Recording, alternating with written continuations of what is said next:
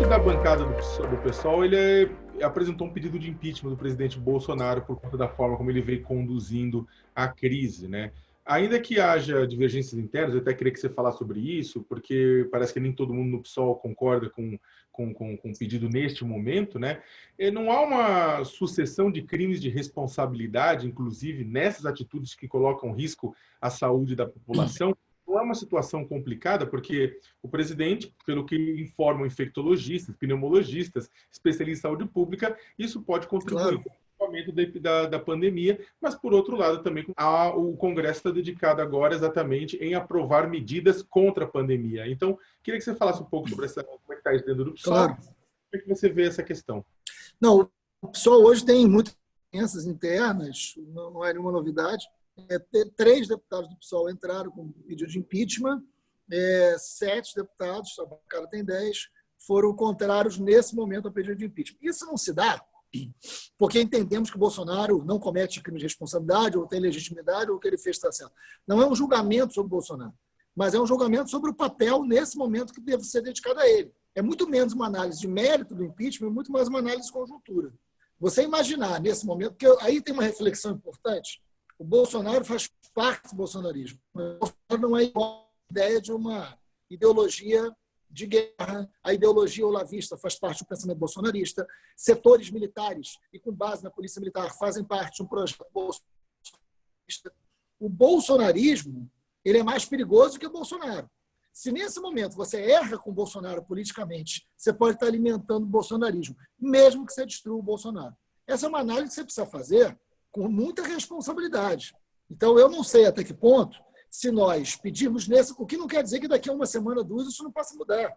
Mas, nesse momento, se você pede o impeachment do Bolsonaro, você faz o jogo dele. Você para de debater a saúde, você para de debater as políticas públicas que tem que atender as pessoas, você cria um problema político, o Bolsonaro vai dizer que é a política que está querendo tirar ele de lá, como sempre, e ele levanta 30% da sociedade para brigar por ele. É tudo que ele quer. Tudo que ele precisa nesse momento, politicamente, é que deem sobrevida a ele. E a sobrevida a ele é dar mais importância do que ele tem. Por exemplo, o impeachment. Eu não estou com isso dizendo que tem ou não tem crime de responsabilidade. Eu não estou com isso dizendo que ele merece ou não ser impeachado. Eu só estou dizendo que, nesse momento, se você pede o impeachment, você fortalece o bolsonarismo, mesmo que você possa fragilizar o Bolsonaro. E as consequências para a gente daqui a um ano podem ser muito piores. Eu não sei até que ponto um impeachment ao bolsonarismo não leva o Sérgio Moro, por exemplo, a ter um papel mais relevante que pode nos trazer um problema ainda maior depois. Isso quer dizer que nós vamos estar impedidos de pedir o impeachment ao Bolsonaro em qualquer tempo? Não, não. Mas o Bolsonaro está em decadência. O Bolsonaro está, sem dúvida alguma, colhendo o que aconteceu ontem durante seu pronunciamento, o panelaço que aconteceu em vários bairros populares, inclusive, são sinais. O abandono de setores do mercado ao Bolsonaro são sinais de enfraquecimento do Bolsonaro e do bolsonarismo, mas é preciso derrotar uma ideologia bolsonarista que levou o Bolsonaro ao poder. Bolsonaro não é princípio, meio e fim dos problemas da democracia que nós temos. Além desta avaliação que eu estou dizendo, o Congresso não pode abrir mão da renda mínima, abrir mão de fazer com que os trabalhadores possam não pagar água, luz e gás, que foi um projeto que eu apresentei. Não pode ter cobrança, né? A gente tem que enfrentar a possibilidade de corte de salários dos trabalhadores formais. Nós temos uma agenda de derrota ao Bolsonaro e de vitória do povo. E isso é uma pauta que nós temos, não é o impeachment. O impeachment do Bolsonaro não vai fazer o povo ganhar. O povo vai morrer, o povo vai ter fome, o povo não vai conseguir pagar suas contas. E isso não é substituído pelo impeachment do Bolsonaro, que vai 6, 8 meses. Nós não temos esse tempo agora. Isso não trata da minha opinião sobre o Bolsonaro. O Bolsonaro, por mim, não teria sido eleito, mas ele foi. Eu não tenho dúvida que o Bolsonaro vai passar por um processo de impeachment mais tarde, na hora que tiver que ser. Mas a gente precisa enfrentar o bolsonarismo como um todo e, neste momento, a gente precisa aprovar políticas públicas que atendam as pessoas mais pobres. Com relação à pandemia, que são as comunidades pobres, as comunidades carentes, as favelas, de lugares como Rio e São Paulo, extremamente adensadas, com cubículos que moram 5, 6, 7 pessoas, num espaço que é para morar apenas uma pessoa. Então, determinadas recomendações públicas, como isole-se dos demais, né? Fique longe dos demais, evite aglomerações, é uma impossibilidade pela natureza da vida extremamente carente dessas comunidades, né? Como é que você vê o impacto da chegada do coronavírus nessas comunidades e o que deveria estar sendo feito? A cidade do Rio, ela tem 6 milhões de habitantes. 1 1 milhão aproximadamente 1 milhão vive em casas de um único cômodo, numa média de 4 ou 5 pessoas por cômodo. Então, quando você fala fique em casa, isso não é uma operação simples. Para quem tem uma casa confortável, beleza, é ótimo. Para quem vai conviver com dificuldade de alimentação, com dificuldade de entretenimento, com conflito familiar e com uma casa que não tem nenhum conforto, é outro significado. E o poder público tem que entender isso. A Rocinha, por exemplo, é uma favela no Rio de Janeiro que é maior do que 97% dos municípios brasileiros. Tem mais gente morando na Rocinha do que 97% dos municípios de todo o Brasil. Talvez as pessoas não entendam do que a gente está falando. A Rocinha já é hoje um lugar de grande contágio de tuberculose. Por exemplo, né? Coisa que o poder público não conseguiu resolver. O poder público municipal entregando material de higiene, orientando as pessoas, tentando tornar as casas mais arejadas, nem que seja criando janelas. Você precisa entender que tem uma complexidade ali, que tem que ter investimento público. O poder público tem que se endividar porque vai ter que fazer dinheiro para investir na vida das pessoas. Ponto. Isso é indiscutível. Poder público municipal, estadual e federal, de preferência, agindo em comum acordo, que já não acontece, porque o Bolsonaro não consegue dialogar e muitos prefeitos são completamente inoperantes ou inexistentes, como é o caso do Rio de Janeiro. Né? Então, você precisa, por exemplo, o que deveria estar acontecendo nas comunidades? E é algo que eu estou defendendo. Primeiro, a gente tem que ouvir as comunidades. Lá no Rio de Janeiro tem 19 grupos de comunicação, você sabe disso. Tem todo um trabalho dessa liderança de informar as favelas, informar as pessoas, orientar as pessoas, conseguir material higiênico para álcool gel ou sabão para que você possa lavar a mão e cesta básica, que as pessoas precisam ir para casa, mas tem que ter o que comer, né, dentro de casa.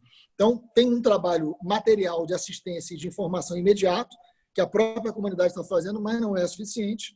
E o que eu estou defendendo para o poder público? É muito importante, primeiro, que você tenha testagem em massa. Você não tem hoje. Hoje, nem os profissionais de saúde estão conseguindo ter testagem. Então, você tinha que ter na Via Ápia, que é a principal entrada da Rocinha, testagem. Então, alguém acusou lá, está com o vírus. Você pega aquela pessoa e você coloca, ou dependendo das suas condições, ou você coloca num leito, ou você está num hotel. Aí o poder público do Rio de Janeiro, tanto do governo, e eu conversei isso com o vice-governador abertamente, tanto o poder público municipal quanto estadual, tem que ter uma operação de guerra, tem que ter um plano emergencial de tratamento de uma pandemia. Então, por exemplo, quais são os hotéis perto da Rocinha? Porque vamos imaginar que nem todo mundo precisa ir para um leito, né? Porque não está com sintomas que precisa de um leito, mas precisa ser isolado. Essa pessoa na Rocinha não vai ficar isolada. Essa pessoa na Maré não vai, porque tem 8 pessoas na casa dela. Você traz para um hotel. E aí tem que ter uma relação com os hotéis que diz o seguinte, olha, o poder público vai pagar o custo disso aqui. Ponto.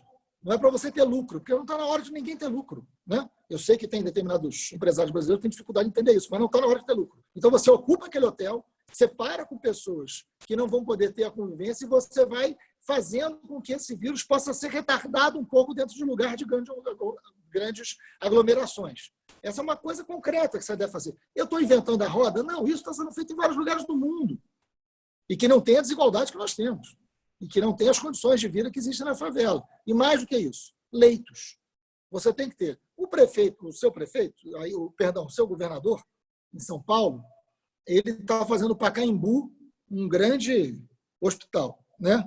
Eu não vou aqui questionar as intenções, mas eu acho que tem coisas que são menos estapafúrdias, menos volumosas e talvez mais eficientes. Por exemplo, no Rio de Janeiro, o Hospital do Fundão, o hospital que fica na Ilha do Governador, né? Você ali consegue 250 a 300 leitos. Você pode transformar o Hospital do Fundão só em leitos para o coronavírus. Isso, quando passar a epidemia, isso fica para a sociedade. O Pacaembu não vai virar um hospital para o resto da vida, vai? Ele vai ser desativado depois. Se você pega o Hospital do Fundão, transforma em 250 leitos, se você vai no Marcílio Dias, que é um hospital da Marinha, né, que fica no Lins, zona norte do Rio de Janeiro, né, o Marcílio Dias tem condição de oferecer 400 leitos, exclusivo para coronavírus. Por que eu estou falando Hospital do Fundão e Marcílio Dias? Porque você lá já tem gestão hospitalar, porque lá você já tem médicos, já tem enfermeiros, já tem profissionais. Você não vai inventar uma nova gestão que você vai poder perder alguns dias e vai sacrificar pessoas. Você já tem uma estrutura. Você pode ir na Fiocruz, e na Fiocruz ter um hospital de campanha na entrada da Fiocruz. porque ali você já tem profissionais, você tem pesquisa, você aproveita uma gestão de profissionais que já estão alocados ali e que o atendimento e que a qualidade desse atendimento é mais imediata para a população. E isso tem que se destinar fundamentalmente à população mais pobre. Outra coisa que eu estou defendendo, e falei isso para o governador do Rio de Janeiro, o tal do ventilador mecânico, porque a gente sabe, só para também qualificar a informação, um dos sintomas graves que tem levado pessoas à morte, principalmente idosos ou com doenças crônicas, é a questão respiratória, né? Então, se você tem o ventilador mecânico em maior quantidade na rede privada do que na rede pública, é assim no Rio de Janeiro. No Rio de Janeiro, a rede privada tem mais aparelhos respiratórios, ventiladores mecânicos do que a rede pública. Eu acho que está na hora da gente começar a discutir uma fila única, tanto do SUS quanto da rede privada, para ter acesso quem mais precisa, não quem pode pagar, organizada pelo Estado. E eu não estou nem chegando na proposta da Espanha, que estatizou os hospitais inteiros, mas uma fila única. São medidas que são direcionadas à população de baixa renda, mas não somente, e que elas são mais eficazes, às vezes, do que coisas estrondosas que dão manchete de jornal. O Ministério da Economia apresentou propostas para poder mitigar o impacto econômico junto aos informais, mas de forma muito atrasada e insuficiente, né? Criticou-se muito o vale de R$200 a ser fornecido a trabalhadores informais, criticou-se muito, houve todo o impacto da divulgação daquela medida que suspenderia por 4 meses contratos de trabalhadores, né? O governo voltou atrás. Nesse meio tempo, na verdade, um pouco antes disso, você apresentou um projeto na Câmara dos Deputados para garantir uma espécie de renda básica, né? E aí, no que ela difere das propostas do ministro Paulo Guedes? Não, diferem muito. Vamos lá. Primeiro que o importante é que a gente consiga aqui dentro do Congresso agir coletivamente. A bancada da oposição tem conseguido isso, né? A gente está propondo a renda mínima, a renda básica de um salário mínimo, porque se o nome é salário mínimo, tem uma razão de ser. Não deve ser menos que isso. É claro que tem margem de negociação, tem margem de conversa. Tem. Nós conversamos com várias organizações da sociedade civil que trabalham com a questão da renda. Mas se a gente conseguir R$500 por morador, pode substituir a ideia de um salário mínimo por família.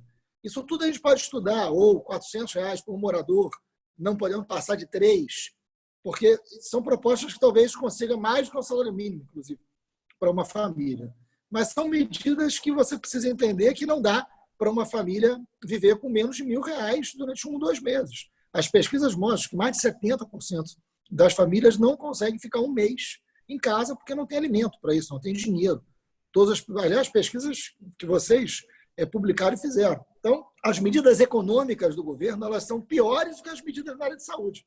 Porque na área da saúde, pelo menos, você tem o Mandetta dialogando com profissionais da saúde e pensando em saúde pública. Na área da economia, não. Na área da economia, você tem o Paulo Guedes oferecendo R$200 por pessoa, o que é completamente insuficiente, o que não é cabível, né? Então, a gente precisa fazer com que entenda-se que nós vamos viver uma crise econômica, porque o mundo vai. O Estado vai ter que endividar.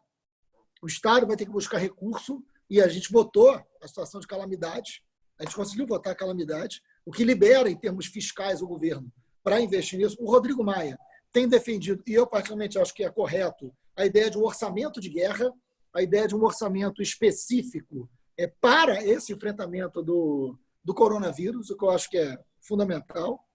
Então, a gente está tentando... Eu apresentei um outro projeto, porque o que acontece?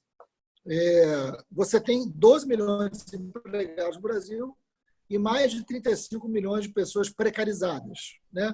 Sem a formalidade do trabalho. Essas pessoas precisam ser protegidas, Sakamoto. Como é que as pessoas precisam ter o direito de ficar em casa? Não só o dever. Não vai dar certo se nós tratarmos disso como um caso de polícia, se nós ameaçarmos prender as pessoas. Isso não é funcional, isso não é eficaz. Se a Itália e a Espanha pudessem voltar 30 dias no tempo, estariam tomando medidas muito diferentes que tomaram.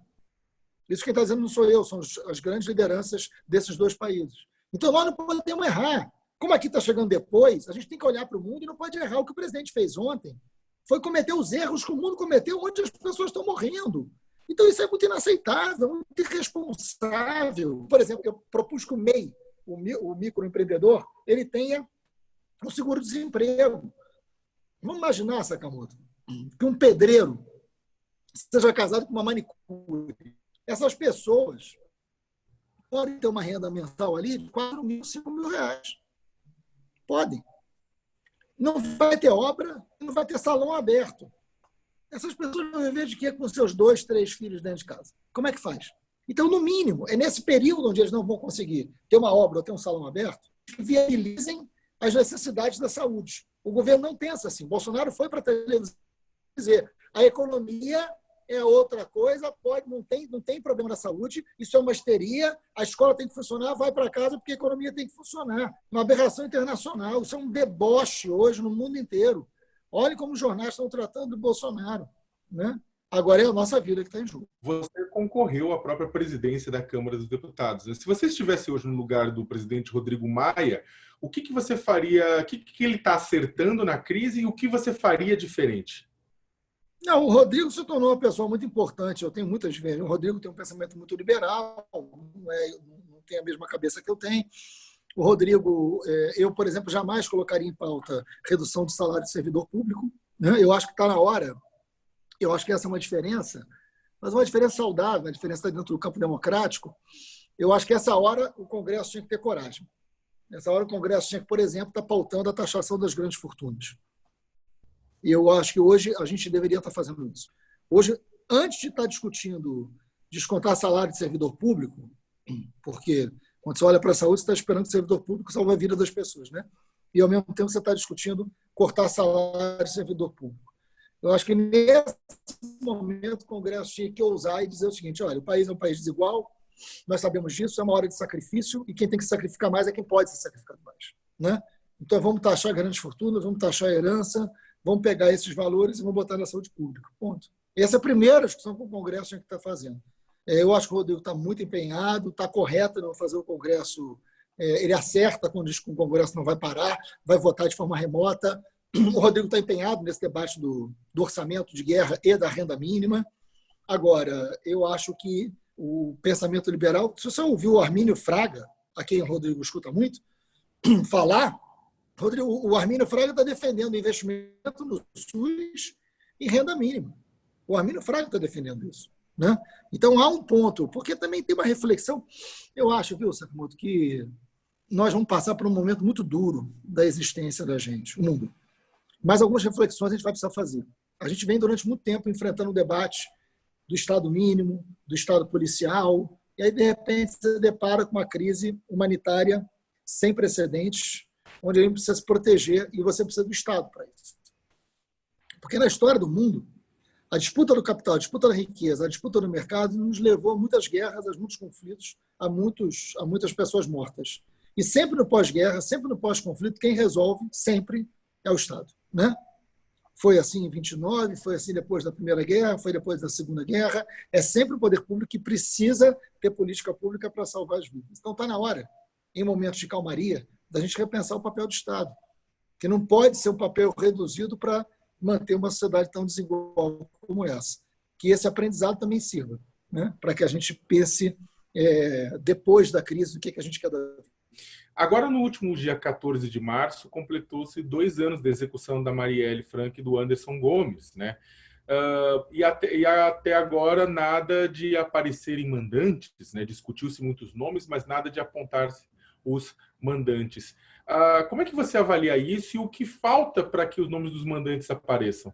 Eu já soube de possibilidade de novas prisões no Rio de Janeiro, mas nada que chegue nos mandantes. São sempre prisões envolvendo os executores, que é importante que aconteça, evidente, ninguém é contrário a isso, mas é preciso que chegue nos mandantes, é preciso que a dificuldade que os investigadores me dizem, tanto no Ministério Público quanto da Polícia Civil, diz respeito muito a empresas como Google, Facebook, né, de acesso à telemática para comprovação e produção de provas, no que diz respeito às ligações, enfim, pesquisas da vida dessas pessoas. Tem uma dificuldade aí, uma falta de entendimento e de acesso importante, que talvez a sociedade, precisasse saber melhor dessas limitações até para poder entender que tipo de coisa precisa acontecer. Porque esse é um caso, a gente sabe que são muitos, mas é um caso muito simbólico, é um caso muito emblemático, né? gente está falando de uma vereadora brutalmente assassinada em pleno século XXI no Rio de Janeiro por um grupo político que a gente não sabe qual foi. Num tempo onde a violência política está crescendo no Brasil, num tempo onde você tem a família do presidente vinculada à milícia, e que é do Rio de Janeiro. Então você não pode achar que o crime da Marielle é um crime que, se ficar impune como tantos os outros, não tem problema. Qualquer crime impune é um problema. O crime da Marielle é um problema a mais, porque ele envolve um desafio à democracia. Ele é um crime de natureza política, ele não é passional, né? Ele não é um acidente. Então, mas é interessante você estar falando, porque agora, com os 2 anos do aniversário da morte da Marielle, da execução da Marielle e do Anderson, aquela tese de que teria sido motivado por crime de ódio a partir do Rony Lessa, por exemplo, voltou a circular. Essa tese se sustenta? Não. Para a gente não se sustenta, para a gente, que eu digo, para mim, para a família, para todas as pessoas que acompanham. Eu acompanho muito de perto essa investigação, você sabe disso. Eu acompanho quase que diariamente a investigação. Não tem o menor cabimento. Essa, claramente, se for uma versão reassumida aí por algum investigador, é para encobrir a incompetência de não ter conseguido, ou a falta de coragem, de não ter conseguido chegar aos mandantes. Porque não tem cabimento você imaginar que um matador profissional, talvez o mais qualificado matador profissional da história do Rio de Janeiro, resolveu, depois de muitos anos, matar por ódio uma pessoa que ele não conhecia. É a história mais estapafúrdia que eu já ouvi. Eu não tenho dúvida que ele odiava muita gente, inclusive a mim, né? E eu tenho certeza absoluta que ele não odiava a Marielle por uma razão, ele não a conhecia. Então, qual é o sentido de um matador profissional, por mais psicopata que possa ser, ter matado, que não tenha sido por dinheiro, que não tenha sido por interesse, nem por favor, por ódio, uma pessoa que ele não conhecia? Essa história não se sustenta, a não ser que você queira não chegar nos mandantes. Aí essa pode ser uma boa muleta nesse momento. Falando nisso, pouco antes do aniversário de 2 anos da execução, houve também uma outra morte que ficou famosa, que foi polêmica, que foi a de Adriano da Nóbrega, que é apontado como chefe do escritório do crime, né? O Adriano, ele tinha ligações com o gabinete do então deputado estadual e hoje senador Flávio Bolsonaro, tinha familiares que trabalhavam lá, que foram acusados, ex-mulher e mãe, que foram acusados de receber parte da rachadinha, né? Administrada por Fabrício Queiroz, e depois devolveu uma parte do dinheiro, uma parte iria para o próprio Adriano. Até agora não saíram laudos da morte do Adriano, nem sobre a análise sobre os telefones que ele usava, né? O que, na sua opinião, uma investigação sobre os negócios de Adriano e sobre a morte de Adriano podem revelar? Olha, primeiro que o Adriano tem que ser investigado, independente das suas relações com a família Bolsonaro, porque ele era um criminoso de muitos anos, no Rio de Janeiro. O que a gente chama lá no Rio de escritório do crime, é bom explicar para quem não é do Rio, porque não é um negócio tão simples, né? Não é um escritório, né, com CNPJ, com sala, onde as pessoas tomam um café. O escritório do crime é um grupo de matadores muito violentos, muito profissionais, contratados por milícia, contratados pelo jogo do bicho, contratados por inúmeros grupos criminosos para matar. E fizeram isso durante muitos anos. Nunca foram investigados. O que mostra também que o assassinato da Marielle levantou um tampão, né, de histórias subterrâneas do Rio de Janeiro que fazem a gente olhar para o Rio de Janeiro de outra maneira. Mais uma razão para o crime da Marielle não ficar sem resposta, né? Porque pode ser uma tentativa de fechar esse bueiro novamente.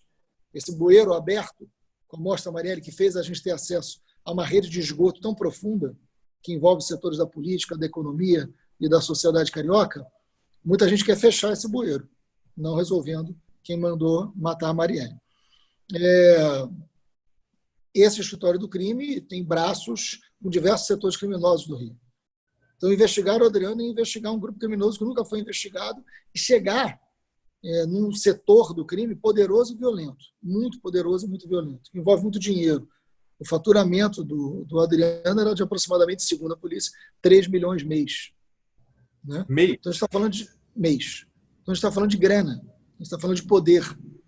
O Adriano tinha envolvimento direto com o senador Flávio Bolsonaro. A sua família estava empregada no gabinete. Né? Ele foi homenageado pelo Flávio Bolsonaro. Foi tratado como herói pelo presidente da República. O escritório do crime tem envolvimento com a morte da Marielle, tem gente presa do escritório do crime na morte da Marielle, não necessariamente o Adriano, que provavelmente não tem, as investigações não apontam nenhuma relação do Adriano com a morte da Marielle. Mas do escritório do crime, sim, porque não é um grupo único, né? Não é um grupo, não é um escritório. São grupos de matadores que não necessariamente um tem relação com o outro nas suas ações. Investigar o escritório do crime é chegar na relação entre crime, polícia e política. E isso é muito importante para a segurança pública de qualquer lugar, não é diferente do Rio de Janeiro. Uau!